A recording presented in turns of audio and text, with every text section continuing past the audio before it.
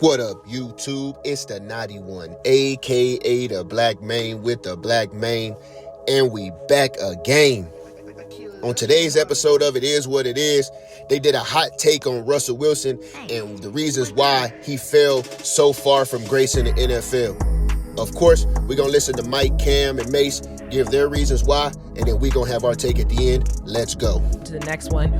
We saw the energy shift as soon as Russell Wilson was placed on field when Jackson Dart had to go in the tent for concussion protocol, which in return we saw their coach get in trouble because he wasn't supposed to be over there. But how do you guys kind of feel about what has happened to Russell Wilson just from like the player that we knew, I'm going to say once was, because that's my take, but the player that we saw him as to where he is at now to getting booed for literally doing about 2 plays on the field? How do you feel about where Russell Wilson is going, Mike? Well,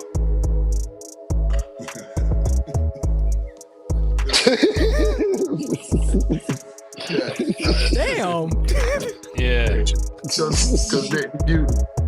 What it looks like. What it looks like is that there's a PC here, and a PC means there's a pre-Ciara and a post-Ciara. Pre-Ciara, he was he plays pretty good football, but I don't know, post-Ciara, that thing has gotten real bad. You see what I mean? And real bad, not just in his football play, but even in his football way. Like when he came over to Denver and got all the special treatment. They were saying a lot of things. I think that divided him from the team. And, and even now, then now you get cut. Now you're the guy trying to latch on to a team. You're not coming in as the big guy. So yeah, this has been a hard fall, I thought, watching Russell Wilson go through this the last few years, what he went through in Denver and what he's going through here in New York. Mike, are you blaming Ciara? Is that what I heard you say? No, that's just coincidence. It's just a coincidence. I'm just acknowledging the fact. I don't know why y'all putting things in my mouth. I'm stating real. I'm just talking about what really happened. Like it was a pre and a post. The pre was good. The pre went to Super Bowl. The post. Yeah. Yeah, I think it's crazy. He didn't even play out there for 2. I didn't even really see 2 plays. I thought it was only 1. But when you think about it, once you start getting booed in New York, it's a no turnaround. New York is not a forgiving state. This is like wherever the precedent is set normally. I mean, unless it's an anomaly, that's where you're gonna be for the rest of your life. I mean, so I don't know how to even help him with that, because that's the one place you don't want to be booed. You don't want to be booed in New York, and you definitely don't want to be booed in LA.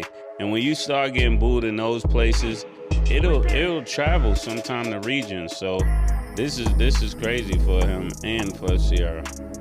Yeah, and the reason you asked the question. The reason you asked the question, sorry about the Ken. No problem. The reason you asked the question is you saw what the coach did when that kid was in protocol, in a concussion protocol. The coach went over there and said, I don't care if he got a concussion, ain't got no brain. Put him back in the game over Russell. What that does to every other coach, any other coach or any other team, they're saying, boy, he must really be done. Like, I don't know that Russ gets another chance after this because of that kind of action that you see, even coaches do. What is he saying? Coach saying, no way I want to put him in this football game, even if I have to put him back in, and I know he ain't got his right mind. Yeah, that's sad. Yeah, to add on to what you guys said, look, not necessarily Pittsburgh, but you leave Denver. No, Seattle, talking about your offensive line. Then when you're in Seattle, you negotiate parking spots, offices, everything else to where Sean Payton said, look, I didn't come here for him. It's either going to be me or him, and then we see they stuck with Sean Payton. I don't think he exited Pittsburgh that bad. But when you get to New York, you come in and then you're at the Knicks games and everything else last season, and you get there and everything else, and you're living the New York life, and you're supposed to be that quarterback. I just think that, and y'all can all correct me if I'm wrong, the Legion of Boom kind of saved him from what I'm about to say, because they were so rough and rugged. And not just the Legion of Boom, you had Marshawn Lynch running through niggas. Look, they look really good, but to me, you can't have that kind of hair and expect to have to be a dog. When your hair's that silky, it just doesn't work out. I don't know niggas with silky hair and they dogs. Nobody with the silky hair is dogs. Michael Jordan ball hair, my nigga KD come in, nigga, no haircut. Nigga, you gotta be one of them niggas. When your hair is too silky, they don't respect you. Look at Michael Porter Jr., shipped him to Brooklyn, all that silky shit. You can't really have that silky hair and niggas respect you as being a dog. Now they just looking at you as a prima donna. Like, look at this prima donna ass nigga, he's a diva. You know what I'm saying? You gotta produce when you got that image. Go ahead, okay, let me give him one. Pause. Matt Barnes' hair is silky. Matt Barnes is a dog. Yeah. He must have been about to lie. Not my fault. I wasn't gonna lie because Matt Barnes is my nigga. Yeah. But that's what I'm trying to tell you. Like, when you have that, because Matt Barnes is my nigga, and you're right about that. But when you have that hair like Matt Barnes do, you gotta punch niggas in the face off the top. You gotta punch people in the right. You gotta make sure. You gotta go let you know. Make sure they don't. Yeah. Exactly. Matt Barnes lets you know from the jump, I will punch you in your face. Matt Barnes will get on the highway, drive 217 miles to kick Derek Fisher ass about his kids. You gotta let niggas know when you that light skin and got that type of hair. Off the jump, don't confuse me with the other niggas with this hair. So then Russ need to just take a road trip then. Matt my boy too. Matt my boy said, I had to go see about my kids. Okay. Yeah, that's a fact. Okay, so that's a great example, Mace. That was a real great example. But Matt Barnes, I'll punch you in your face from the jump, so there's no confusion about it. Yeah. So that means Russell Wilson, like I said earlier, he needs to take a road trip. Russ, if you're watching this, maybe you need to just go pull up on Sean Payton and get some straightening. See, the whole thing about it is this. The whole thing about it is this. And no disrespect, and I don't want to get too much into people's personal business or anything like that. But Russell lucky nigga ain't take a road trip with him playing with people kids and changing their last name and everything else. So PC and what was it?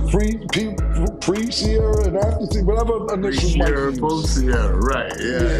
Yeah, that's crazy. Change the kid's name is crazy. Right. But I'ma mind my business, you know. Yeah, me too. Yo, not with them. Me too. Me too. Well, I think on that note, y'all, that is all the time that we. There you have it, people. Those are the takes from Mase, Cam, and Mike Irvin. And they seem to think that there's two Russell Wilsons, the one before Ciara and the one after. But when you look at the stats, he has similar yardage, completion rating is about the same, a good touchdown to interception ratio, so it's obviously now on the field. So where's the change? Isn't all the bitch ass shit he's doing at home? You can't be the leader of men and you not even got the leading voice in your own home. He got checked by life on a man challenge and he broke the man code. He was not supposed to get involved in between Future and Ciara with Little Future. He was not supposed to do none of that. He kept quiet when Future had something to say to him. He didn't step to Future like a man. You didn't have to turn physical, but you were supposed to step to him as a man and have some words like, yo, homie, I don't appreciate what you're saying to me, this, that, and the third. But you took a female route. You wasn't man enough to tell Ciara, that's not my fucking son. I don't mind being in his life. I don't mind guiding him. But these things I am not doing. You started acting like a female, posing with Little Future, taking all these things. And then you had the audacity to change his name, which they spoke about like right there. Nigga, you You lost all respect from men. Nobody's gonna say it, but nobody respects you for those fucking decisions. Future is just as famous as you. I can't come to work and get ready for the game and bump Future if I want to because you might have a problem with it. You cannot be a leader of a man and practice female tendencies. And that's my take on it. Just like with Adam and Eve. Everybody wants to blame Eve for giving Adam the apple, but why the fuck didn't Adam have enough nuts to tell her that ain't how shit works around here? Same thing with Russell Wilson. Why didn't you have the balls to tell Ciara, I am not stepping in between what you and Future had before I came into the picture? But you guys let me know down in the comments. I am the naughty one, aka the black man with the black mane. And until we meet again, I'm out.